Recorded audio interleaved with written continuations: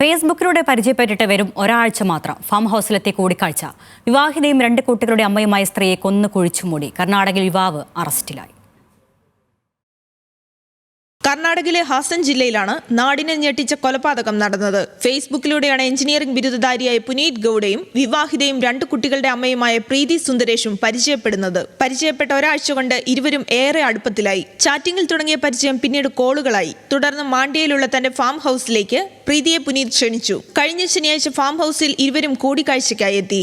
ഹസനിൽ നിന്ന് മൈസൂരുവിലേക്ക് വാടകയ്ക്കെടുത്ത കാറിൽ കൊണ്ടുവരികയായിരുന്നു. ചില സ്ഥലങ്ങൾ സന്ദർശിച്ച ശേഷം കൃഷ്ണരാജസാഗറിന് സമീപമുള്ള ഒരു ലോഡ്ജിൽ താമസമാക്കി. അവിടെ അവർ ശാരീരിക ബന്ധത്തിൽ ഏർപ്പെട്ടതായിട്ടാണ് വിവരമെന്ന് പോലീസ് വ്യക്തമാക്കുന്നു. തുടർന്ന് പ്രീതി ശാരീരിക ബന്ധം തുടരാനുള്ള ആഗ്രഹം പ്രകടിപ്പിച്ചെങ്കിലും പുനീത് അതിന് മടിച്ചതോടെ ഇരുവരും തമ്മിൽ വാക്കുതർക്കമായി. മർദ്ദനത്തിൽ പ്രീതി കൊല്ലപ്പെടുകയായിരുന്നുവെന്നാണ് പോലീസ് പറയുന്നത്.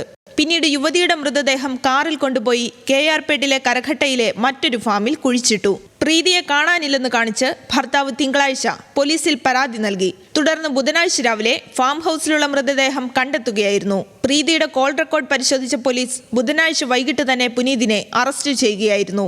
National desk news Malayalam.